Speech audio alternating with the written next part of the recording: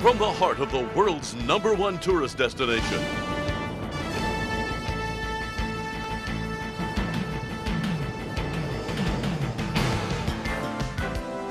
and our training facilities in Kissimmee, Florida.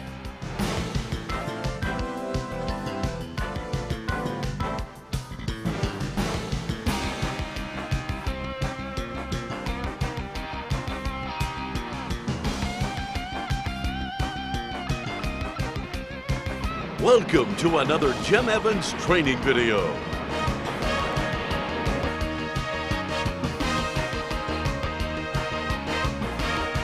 Hi, I'm Jim Evans. Welcome to our video training program.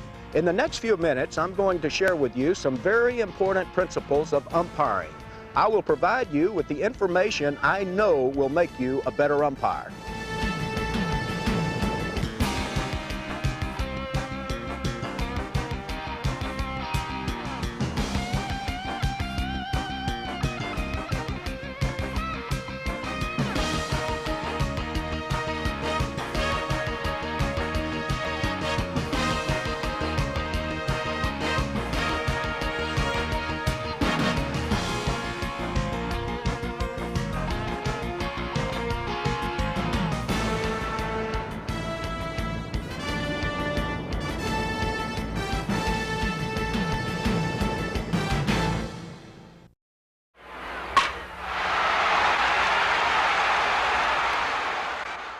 Welcome to our training facility here in Kissimmee, Florida. Today we're going to be talking about the pitching regulations and balks.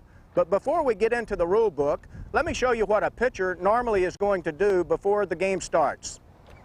Normally the pitcher will come out and get the field prepared for his own liking. He will try to dig a hole and prepare an area in front of the rubber so that he will have a place to push from.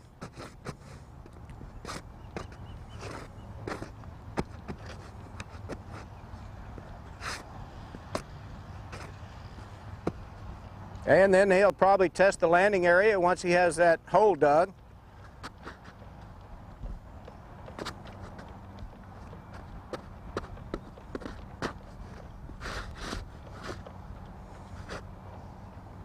And then the pitcher from the other team will do the same thing, trying to get the field shaped to his liking.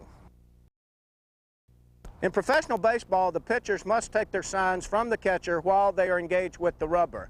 After taking the sign, they may step off the rubber, but you're not going to allow them to do that between every pitch. If a pitcher has his hands together while taking his sign and then decides to step off, you're going to make sure that he separates his hands before he steps back upon the rubber.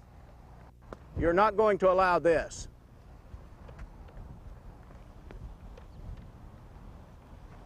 He must separate those hands before he re-engages the rubber. Now from the set position, the pitcher takes his sign with the pivot foot properly engaged on the rubber. To disengage, he must step back off the rubber with his pivot foot, separating his hands before stepping back onto the rubber. Professional rules also stipulate that when working from the set position, the pitcher must have one hand behind his back or at his side prior to bringing his hands together and stopping. He will usually assume this position while getting his sign. This requirement enables the base runner to ascertain the pitcher's status. That is, to determine when the pitcher has brought his hands together preparatory to pitching. When pitching from either legal position, the pitcher must take his catcher's sign while standing on the rubber. Legally disengaging the rubber means stepping off the back of the rubber with the pivot foot first. And after disengaging, the pitcher must always separate his hands before stepping back onto the rubber. The penalty? It's a warning, 901B. Repeat offenses or defiance to comply may result in ejection. Now with a runner on base, moving the free foot back before disengaging the pivot foot is a balk. Under some amateur rules, a ball or a balk may be called for failure to take the sign from the rubber. This is something you'll need to check with your local association. Another rule you need to be aware of before the game starts is the one prohibiting the pitcher from going to his mouth with his pitching hand. In professional baseball, a pitcher is not allowed to go to his mouth with his pitching hand while on the dirt portion of the mound. The umpire should call time and penalize the pitcher by calling a ball, B-A-L-L, not a balk, but a ball. A pitcher may leave the dirt portion of the mound and go to his mouth without penalty. However, as the umpire, make sure he wipes his fingers on his uniform before going back to the ball. Strictly speaking, if he goes directly to the ball without a wipe, he's violated another rule. He's applied a foreign substance to the ball. Now, in cold weather, the umpire may permit the pitcher to blow on his pitching hand while on the dirt, provided both managers agree before the game. Most college and high school rules allow the pitcher to go to his mouth while on the dirt portion of the mound, as long as he properly wipes his fingers before going to the ball. Penalties vary. In college, a warning is issued, and ejection may follow for failure to comply. And in high school, a ball, B-A-L-L, may be called with no runners on, and a balk, B-A-L-K, with a runner on. There are two legal pitching positions, the windup and the set. The position of the pitcher's feet will determine which pitching position is being used. Let's take a closer look at those feet positions in the windup. Here you can see that both the right-hander's pivot foot and his free foot are on the rubber. Both feet are legally positioned. Here, our right-hander has positioned his free foot in front of the rubber. This is a legal starting position for the pitcher's free foot. And in this demonstration, he has his free foot positioned behind the rubber. These are all legal feet positions for pitching from the windup. Naturally, the pivot foot and the free foot are reversed for the left-hander. Now let's discuss some feet positions that raise a few more questions. Here is an illegal pivot foot position. The pitcher's foot is touching the rubber, but clearly off the end. Other pivot foot positions are not so clear-cut. At the major league level, umpires allow pitchers to position their pivot foot partly off the rubber. As long as half his foot is on or touching the rubber, he's considered legal. Now, in other professional and many amateur leagues, a stricter interpretation is enforced, and no part of the pivot foot may extend beyond the rubber on either end. Under these rules, these would all be illegal starting positions. Check with your league officials or local association to determine which interpretations apply. Both of the hand positions pictured here are legal. In the picture on the left, the pitcher has his feet in a proper position and his hands together. From this position, any movement associated with his delivery to the batter commits him to pitch.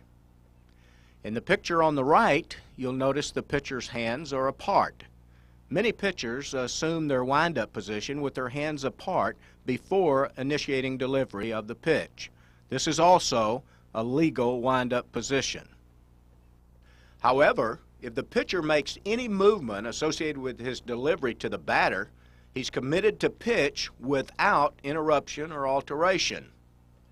As you see here, the pitcher has started his delivery to the batter before he disengages his pivot foot. This would be a balk with a runner on base. Another question I get from both amateurs and professionals is this: does the action of the pitcher bringing his hands together initiate the delivery to the batter? And the answer is no, it doesn't. As long as there's no other movement associated with the pitcher's delivery to the batter, this act alone is not considered the start of the pitcher's delivery. Well, then, how do pitchers initiate their delivery to the batter?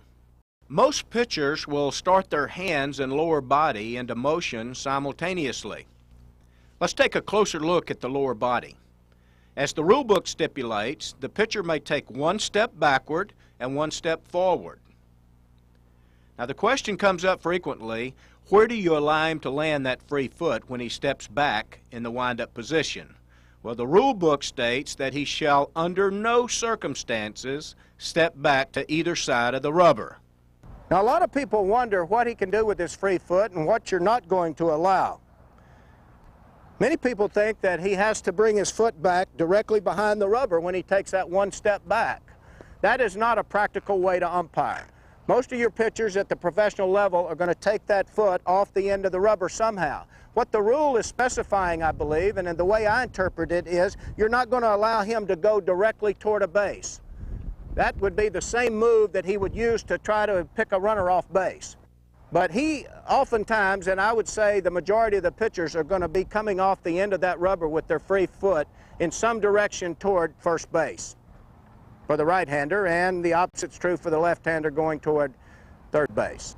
Now that we understand the legal feet and hand positions for the windup, what are we going to allow the pitcher to do from these starting positions? From his windup position, he may deliver to the batter. He may step and throw to a base, or he may disengage the rubber. If he disengages the rubber with his pivot foot properly, you will not allow him to step back upon the rubber without separating his hands.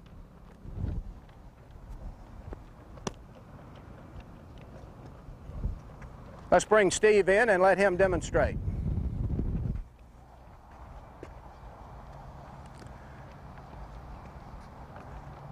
From the wind-up position, he initiated delivery to the plate. He delivered the pitch. In this case, he stepped and threw to a base for the purpose of making a play.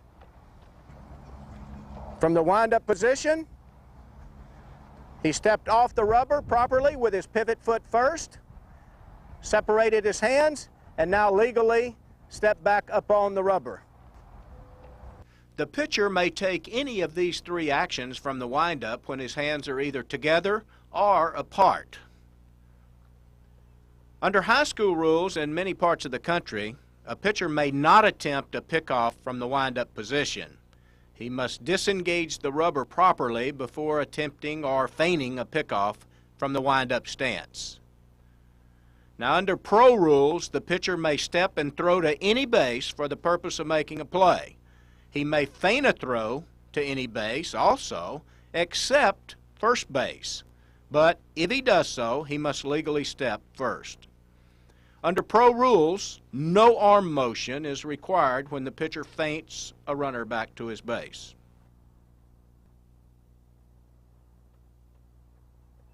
Now let's talk about the other legal pitching position, the set position.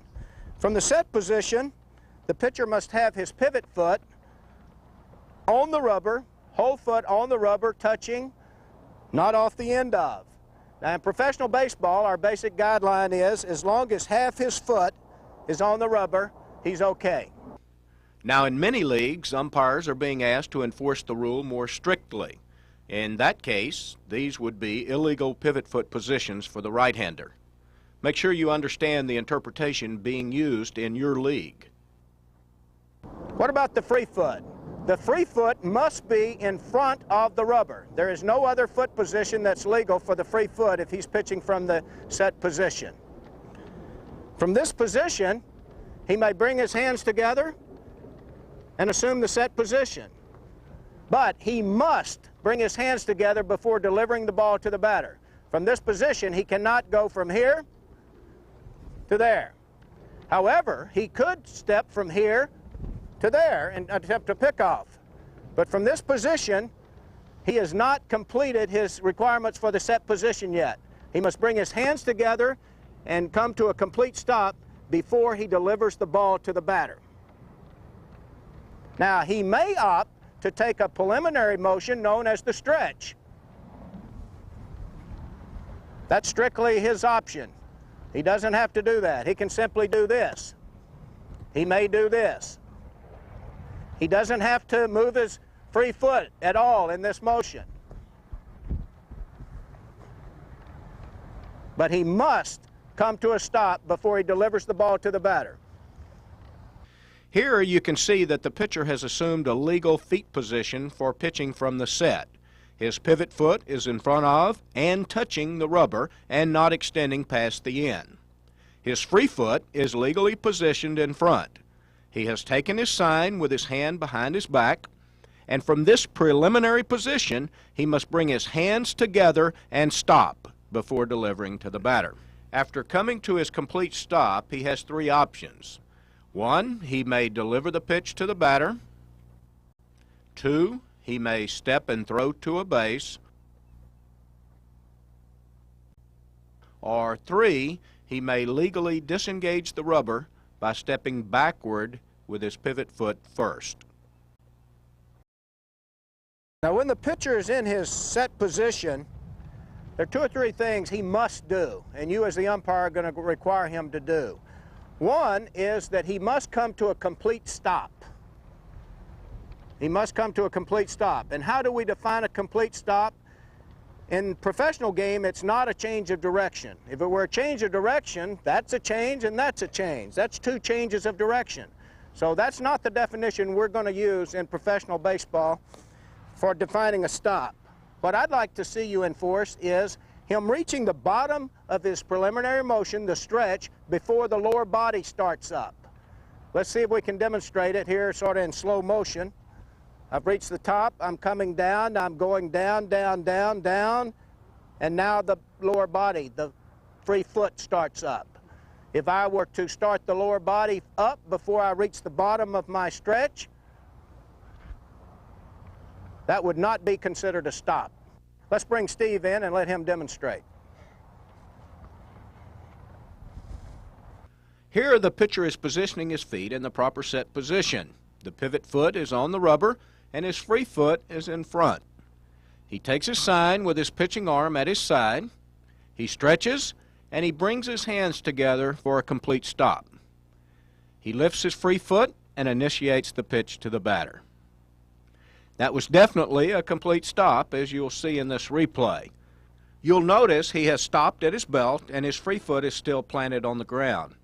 And now you see the knees bend and the free foot starts up. Clearly a complete stop. He made a discernible stop in front of his body as the rule requires. How do we define the body? Well, in professional baseball, we define the body as head to toe. Here, he has stopped at his waist. In this one, he stopped opposite his chest. And this time, he stopped in front of his head. Now, if you're playing under professional rules, these are all legal positions. Now, under some high school, college, and amateur rules, however, this third example would be considered an illegal stop. According to those rules, the glove must be positioned somewhere below the chin. A pitcher is not required to stop in the same place each time. He may stop at a different spot if he chooses. Also, a pitcher may use a different motion each time as long as he meets all the legal requirements. For example, he may stretch one time and then on the next pitch simply bring his hands together. Or he may step with his free foot when he stretches and then leave his free foot planted the next time. As the umpire, you must also be alert to the possibility of the pitcher changing the speed of his delivery. A pitcher may vary the speed of his motion as long as you do not consider his delivery a quick pitch. And that's a pitch designed to catch the batter off balance or before he's reasonably set. As the umpire, you must be closely watching the position of the pitcher's feet at all times. The award that may be imminent is based upon whether this pitcher threw from the rubber or with his pivot foot off the rubber. Let me give you a little example. If I were to throw the ball away at first base from this position, that would be a one-base award because I threw the ball from the rubber. Now what's the difference in my feet position on this throw?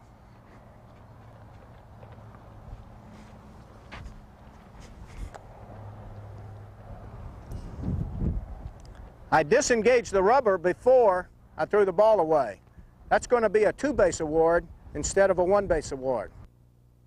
Now watch the pitcher's feet as he throws to first base. You'll see that his pivot foot is still touching the rubber when he releases the ball. In this one, you'll see that his pivot foot has definitely come off the rubber before he actually releases the ball. However, this is still considered a throw from the rubber. To be considered a throw from off the rubber, he must disengage by stepping backward off the rubber. In this case, the wild throw, which goes out of play, is penalized the same as a wild throw from any other fielder. That would be 2 bases instead of 1. In professional baseball, the pitcher may attempt a pickoff from either legal pitching position, the windup or the set. In some amateur programs, the pitcher is not allowed to attempt a pickoff from the windup position without legally disengaging. Check with your local association. In this part of your training tape, Jim will demonstrate some of the more common balks and the guidelines which apply. There are some different interpretations among various levels of play. The following are professional interpretations and are universal in most cases.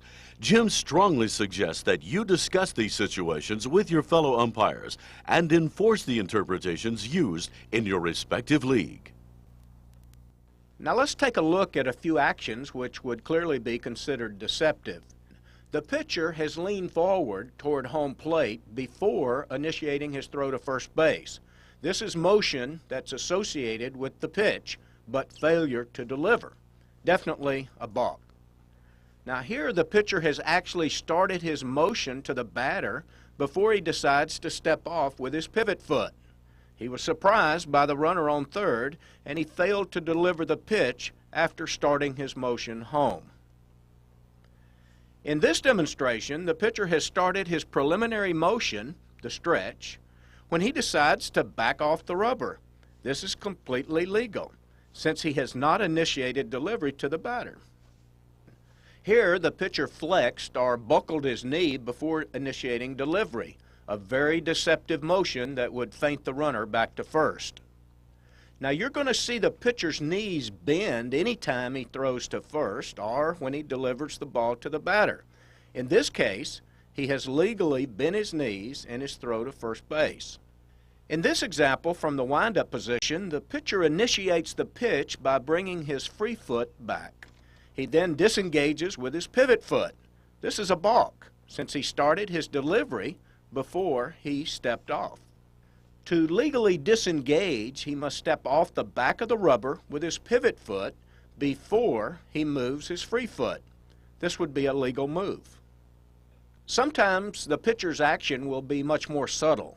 Notice the heel of the pitcher's free foot. He has it raised in the air. He drops his heel and then steps off with his pivot foot. Dropping that heel committed him to pitch. Since he failed to deliver to the batter, he has balked. To legally disengage, he must step off with his pivot foot before he drops the heel. This would be a legal disengagement. Let's look at this situation from another angle. The pitcher's left heel is raised.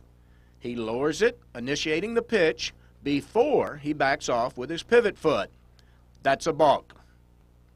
Now in this example, he initiates the pitch by dropping his heel, then continues his delivery to the batter. This is a legal pitch. And in this demonstration, the pitcher wisely disengages his pivot foot before dropping his heel. This would be a legal action.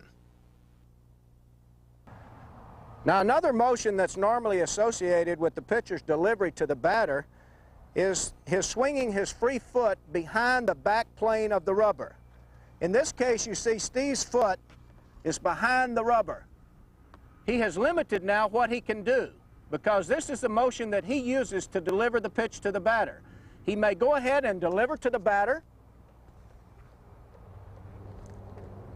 or his other option is to continue turning and throw to second base for the purpose of making a play.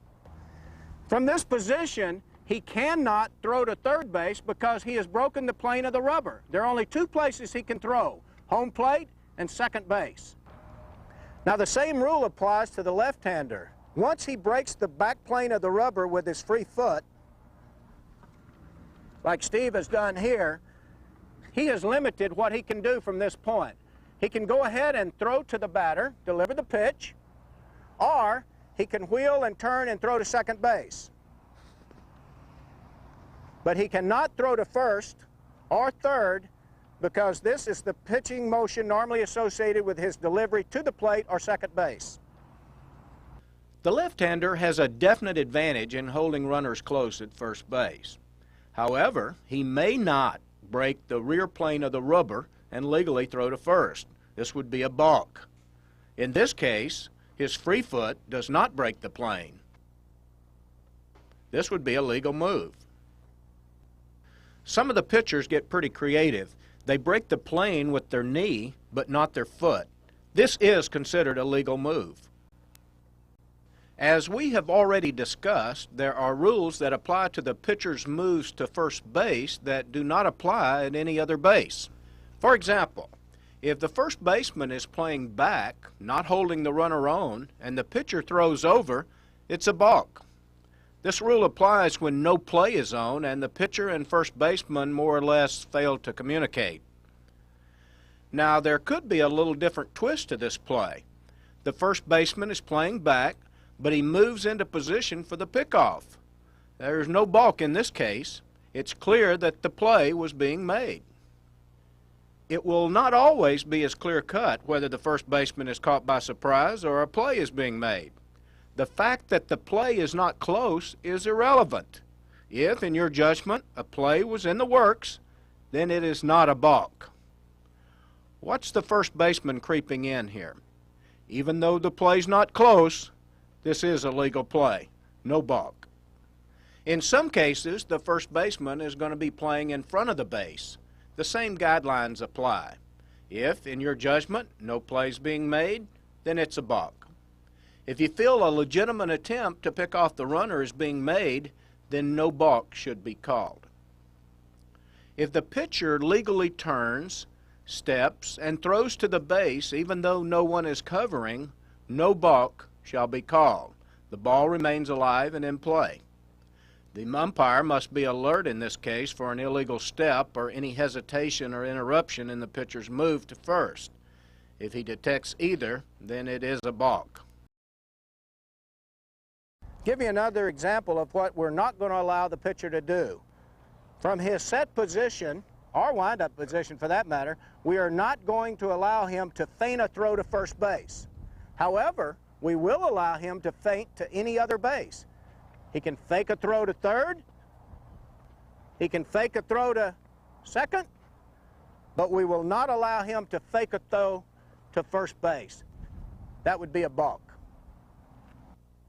The pitcher is properly engaged. He comes to a legal stop and then steps to throw to first. However, he fails to throw the ball. This is considered a feint or a fake. This is not legal. This would be a balk. Now, if the pitcher disengages the rubber before starting his motion to first, no balk shall be called. It's very important that the umpire always knows the position of the pitcher's pivot foot. Any action that initiates movement to first without a throw being made is considered illegal. In this case, the shoulder movement is an illegal feint. Here, the pitcher makes a legal step toward third but does not complete a throw. This is not a balk, provided there is a runner on or advancing to third. In this one, he feints a throw to second. This is not a balk, provided there is a runner on or advancing to second. In feinting a runner back to either third or second, arm motion is not required. These are both legal feints. In some cases, the pitcher will be surprised. As you see here, the pitcher intends to throw to first, but realizes that the runner is going to second. He made a move to first, but failed to throw to first. This is a balk. Head movement is not considered the start of the pitcher's delivery to the batter, nor is it considered an illegal feint to a base.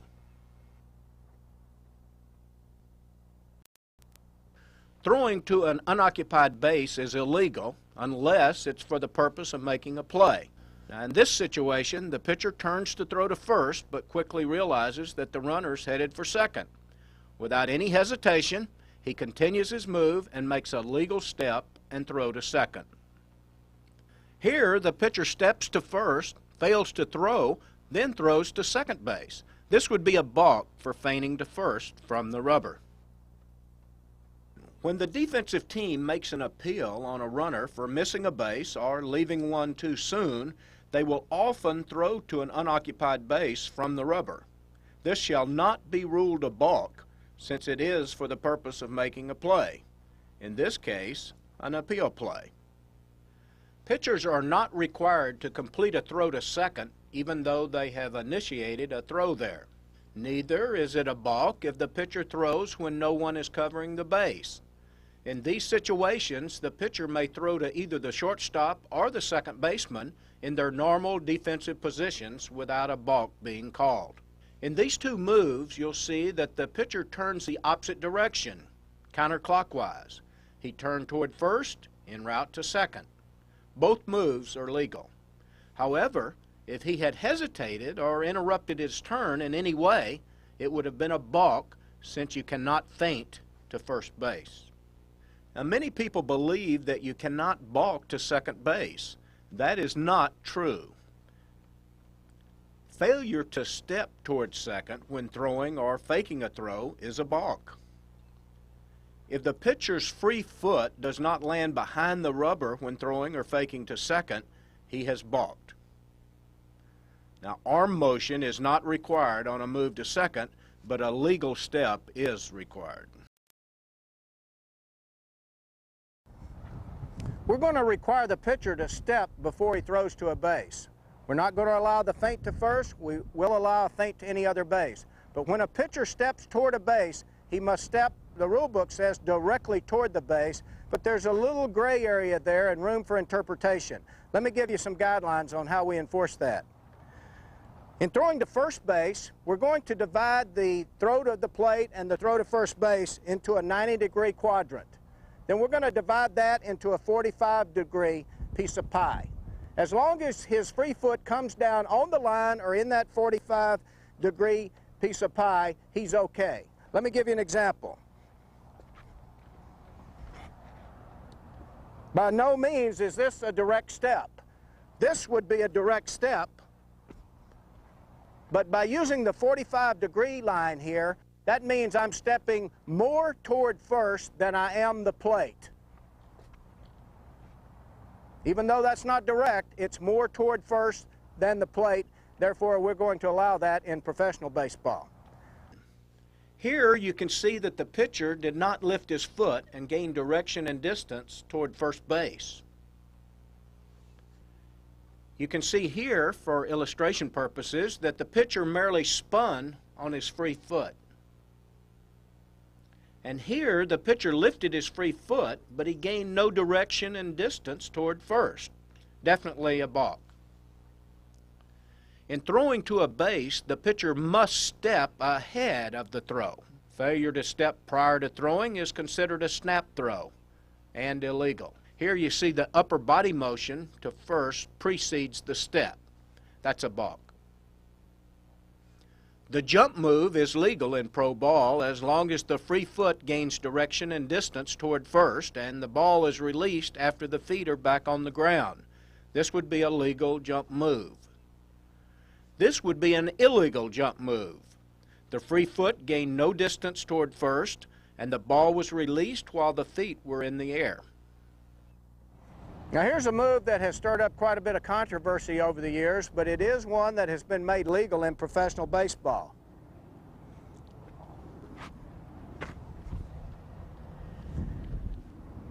What I did there was I initiated my step toward first by stepping toward third with my pivot foot. Watch closely.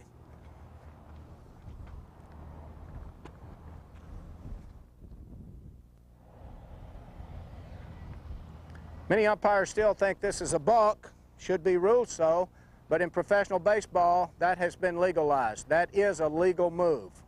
Let's bring Steve in and show you what it looks like a little faster.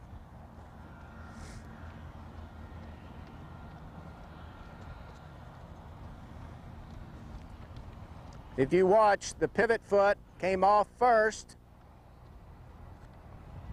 and then the free foot was moved direction and distance of first base. Certain situations on the field should alert you for the unusual. You'll see the following play when you have runners at first and third or the bases loaded with a full count. What happened? Let's go back and take a look. The pitcher legally steps toward third, he fakes a throw, breaks contact with the rubber, then throws to first. This is a legal move. The key here is that he broke contact with the rubber before he turned and threw to first. If he does not break contact with that pivot foot when feigning to third, he has balked, whether he actually throws to first or not. Another look to this tricky little move is this. He legally steps toward third, breaks contact, but this time there's no arm motion to third before throwing to first. This is also a legal move. No arm motion is required. And here you can see that he does not break contact with the rubber on his feint to third before throwing to first. That's a balk. Now here's an important point of emphasis. The pitcher must break contact with the rubber on his feint to third, or any throw or feint to first would be illegal. Also, as mentioned earlier, if the pitcher breaks the rear plane of the rubber with his free foot before stepping toward third, he has balked. The pitcher is in the wind-up stance. He brings his hands together in front of his body. Distracted by the runner on third, he separates his hands. Since he did not disengage before the separation, this is a balk. Let's take a look at another balk. Later in the tape, I'll explain when we allow the pitcher to remove his hand from the ball without penalty. Here, the pitcher has legally disengaged before he separates his hands. And in this example, he is balked because he started his motion to the batter with his free foot before disengaging and separating his hands. Here, the pitcher has come to his complete stop and then separates his hands. This would be a balk from the set position. In this case, he separates his hands prior to stepping off the rubber. That's a balk. As the base umpire, it's important for you to know the status of the baseball at all times. If the batter's action causes the pitcher to balk, then the plate umpire shall call time and everybody starts over from scratch. As the umpire, you're not going to allow the pitcher to deke or fake out the runners by assuming a position back here as if he were on the rubber properly engaged. If he makes any motion normally associated with his delivery, for example, he does this and he's not on the rubber, or he is set and he's not on the rubber, then he has committed a balk. In making this call, you should be convinced that the pitcher's actions are to deliberately deceive the base runner. In professional baseball, we do allow the hidden ball trick, but there are certain guidelines that we use to enforce it. Number one, the pitcher cannot be on or astride the rubber without the ball in his possession. He can be on the dirt part of the mound, but he cannot be on or astride the rubber without the ball in his possession. For example, I have the ball in my possession. I'm not in a legal pitching position, either the windup or the set. Now I'm properly going into my set position, or I'm going into my windup position. If I'm off the rubber and I do not have the ball in my hand, I've committed no balk up to this point. But once I put my foot on that rubber without the ball, I have balked with a runner on base. Or if I stand astride that rubber, I've just committed a balk. And players will use this trying to deke out the runners for the purpose of the hidden ball trick. Many times the shortstop will still have the ball, and the pitcher will go up, and they're hoping that the runner will jump off the base and the shortstop will tag him. Well, the rule here to watch for is that position of the pitcher's feet and whether or not he has the ball in his possession. High school and college interpretations vary on this enforcement. Many amateur leagues consider it a violation if the pitcher is on the dirt when the hidden ball trick is being executed. Check with your local association on this one. Here's another example of the pitcher trying to deliberately deceive the runner. The first baseman has the ball, but the pitcher places the rosin bag in his glove to confuse the runner. Clearly an illegal attempt to deceive. If the pitcher drops the ball while in contact with the rubber, it's a balk. Regardless of whether he assumed a legal pitching position or not, A balk should be called when the ball is dropped while a foot is on the rubber. You must know the position of the pitcher's feet at all times. In this case, the ball was dropped before the pitcher engaged the rubber. The ball is alive and in play, no penalty. And in this case, the pitcher has properly disengaged before he drops the ball, no penalty. Here, he's definitely still on the rubber when he drops the ball. This is a balk. And here, he has dropped the ball while on the rubber, but he quickly steps off, trying to deke the umpire. When the ball slips out of the pitcher's hand during his delivery, a balk shall be called with a runner on base. If the ball slips out of the pitcher's hand during delivery with no runner on base, the umpire shall call no pitch unless the ball crosses the foul line. If it crosses the foul line, a ball, B-A-L-L, shall be called. As the umpire, you are not going to allow the pitcher to take his hand off the ball once he's assumed one of the two legal pitching positions. If he's in the legal wind-up position, removes his hand from the ball, even momentarily, and goes back to the ball, he has just committed a balk. If he is in the legal set position, takes his hand off the ball, even momentarily, he has just committed a balk. Now, the rule specifies that we're not going to allow the pitcher to take his hand off the ball. In professional baseball, we allow the pitcher to take his hand off momentarily to adjust the position of the ball in his glove. Let me give you an example. I'll turn this way. He brings his hand up like this and then adjusts the ball in his glove in a momentary nature, takes it off, then goes down, gets his sign, then goes to the ball, comes set. That's not a violation. That is not considered taking his hand off the ball to be penalized as a balk. I'll give you an example.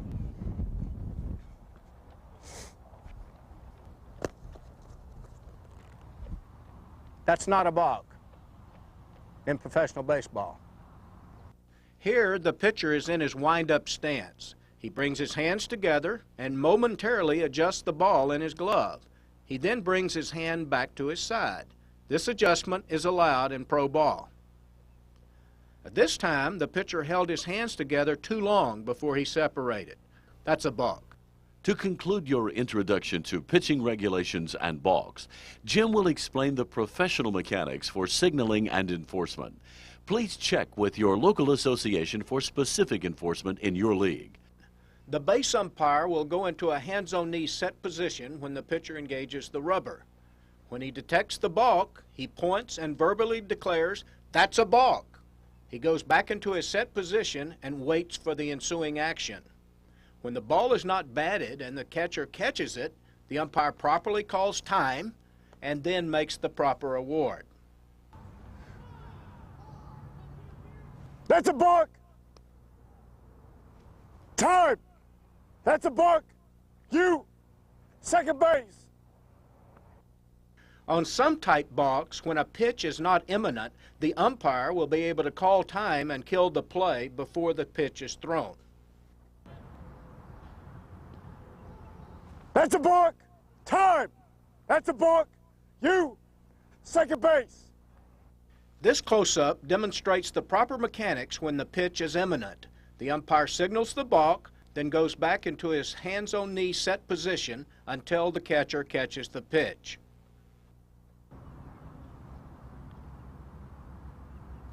That's a balk. Time. That's a balk. You, second base. In leagues where the ball is dead on all balks, the umpire should immediately call time by raising both hands above his head. In this demonstration, there's a pickoff attempt at first base. The umpire acknowledges the balk and positions himself for the play. When the ball is caught, the umpire enforces the balk.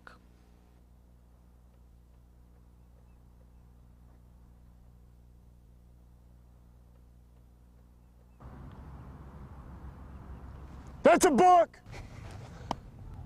Time. That's a balk. You, second base. The plate umpire shall verbally call the balk without coming out of his plate stance. There will be certain type balks where both umpires will be able to kill the ball before a pitch is delivered. In the final section of this training video, you will be challenged to apply your learning. Jim wants you to determine whether or not the pitcher has balked, and if so, why. Good luck, and we hope you look for other Jim Evans training videos in the future. In this final section of your training tape, I want you to closely observe the pitcher's action and determine whether or not a balk should be called. When you see the chalkboard which says call it, pause the tape and jot down your answer with a brief explanation. And then following these 25 situations, we will go back and review each ruling. Okay, let's go to work.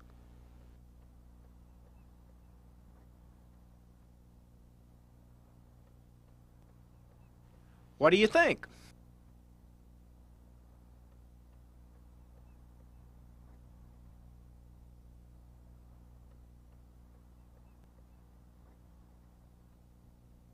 See anything wrong?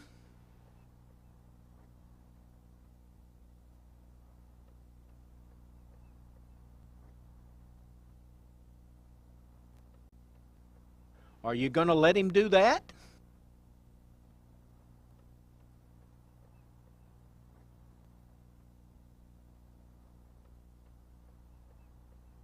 Wait a second.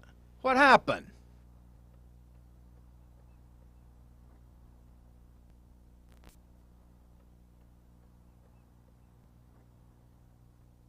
What did he do?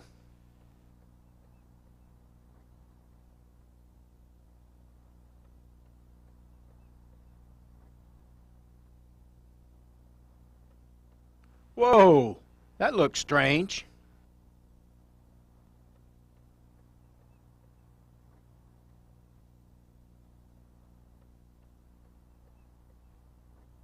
Is that legal?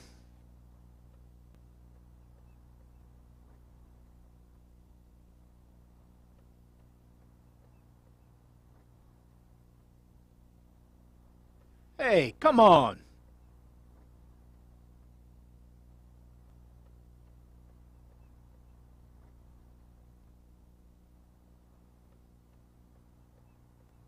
You saw that, didn't you?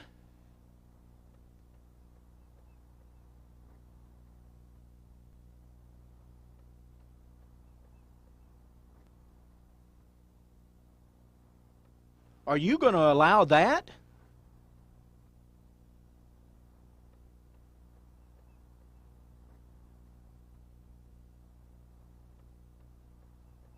He can't do that, can he?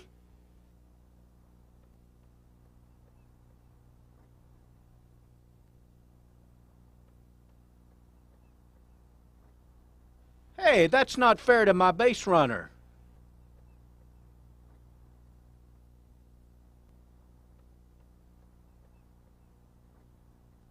I'd like to see that again.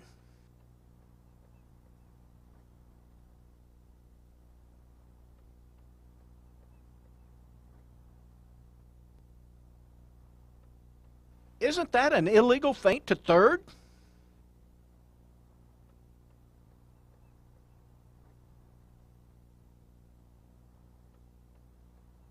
Did he disengage?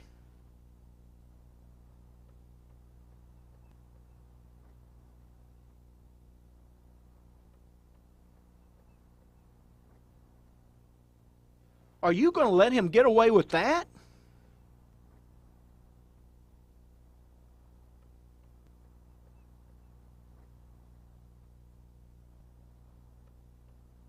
You say that's legal?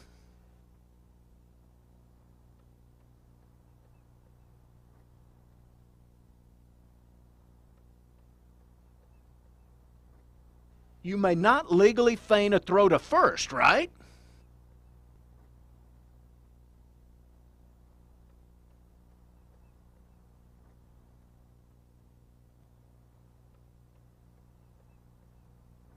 Something doesn't look right.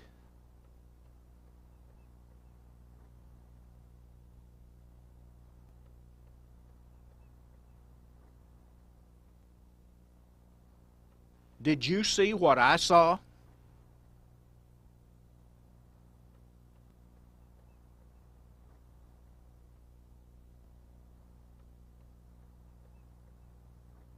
You gotta call that.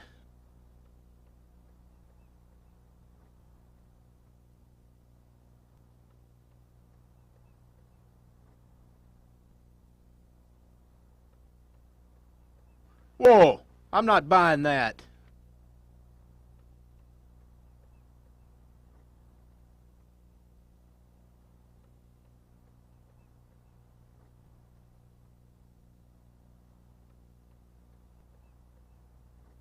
There's no deception there.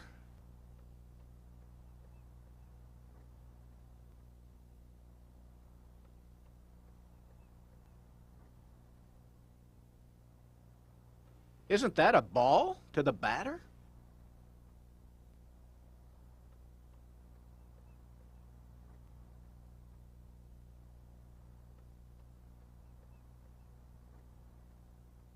Oops. What do you have?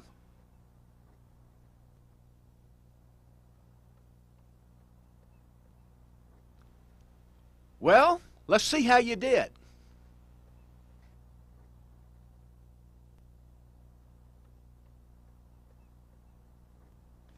That's a balk. He started his pitching motion and failed to pitch.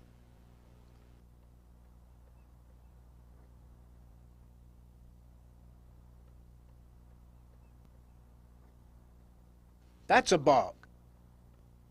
The right-handed pitcher broke the rear plane with his free foot and then threw to third.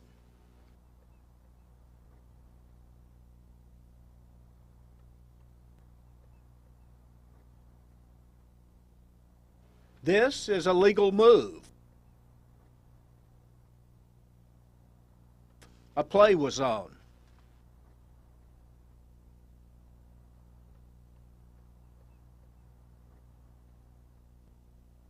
That's a balk. It's an illegal jump move. He threw while he was in the air and gained no direction and distance toward first.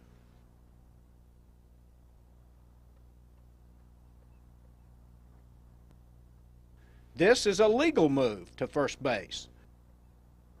His pivot foot came off the rubber, but his free foot made a legal step.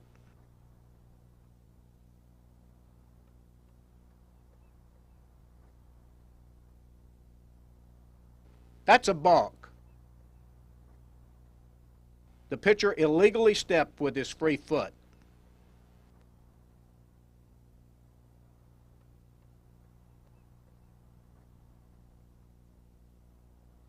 No balk here. The pitcher kept his heel up as he properly disengaged before charging the runner.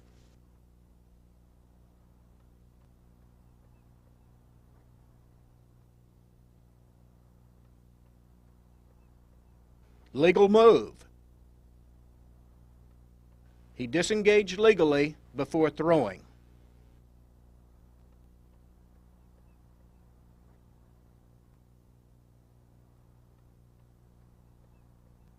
That's a balk. He initiated delivery to the batter and failed to deliver the pitch.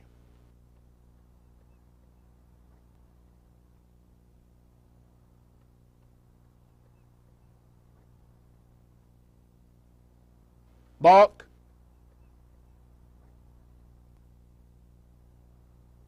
He set twice.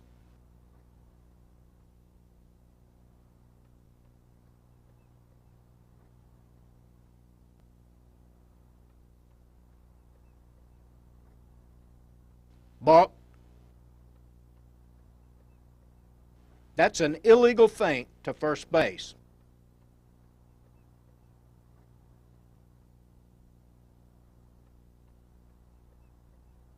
That's a balk. His throw to first was preceded by an illegal shoulder turn.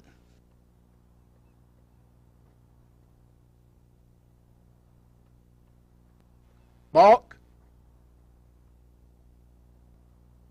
He dropped the ball while on the rubber.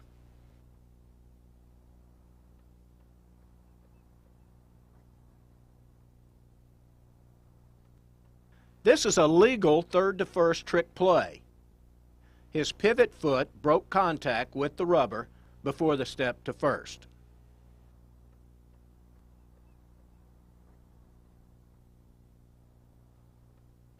Balk. The pitcher stepped off after initiating to the batter.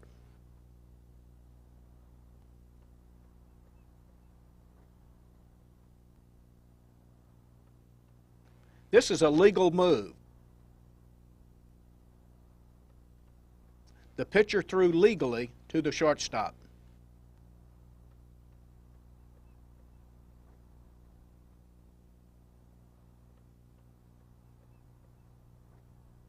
That's a balk. That's an illegal step. He didn't break contact with the rubber on his move to third.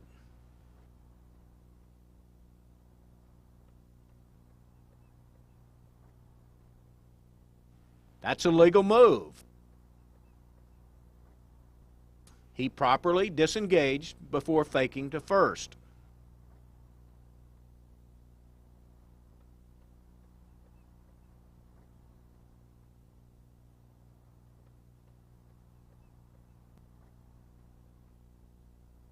That's okay.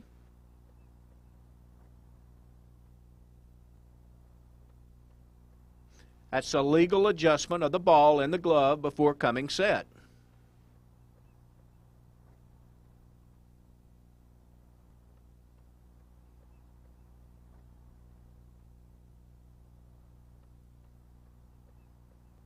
Balk.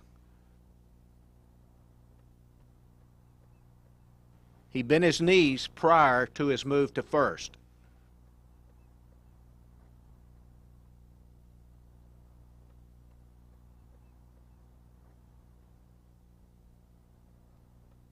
Balk.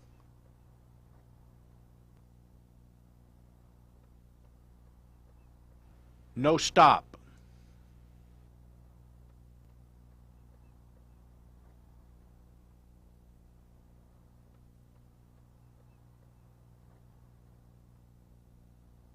That's a balk.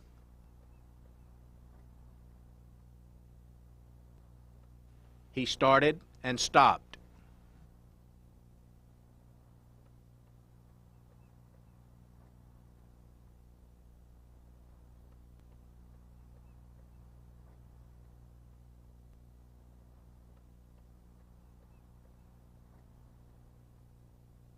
Balk.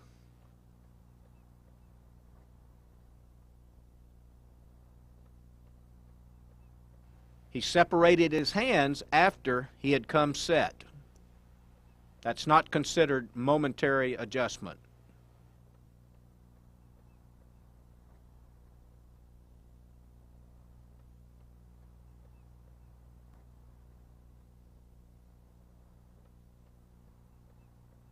That's a balk.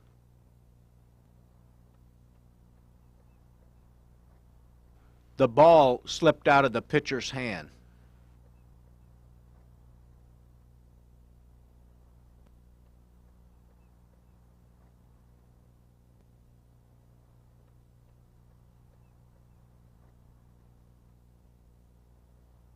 That's a legal move.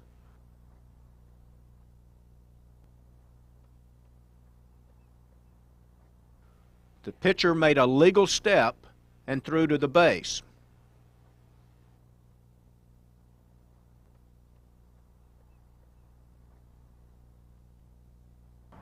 Well, I hope you enjoyed this training video. You know, whether you're just starting out as an umpire or you're a seasoned Major League veteran, we all have a need for continuing education. To get more information about our training opportunities, contact our training system office today.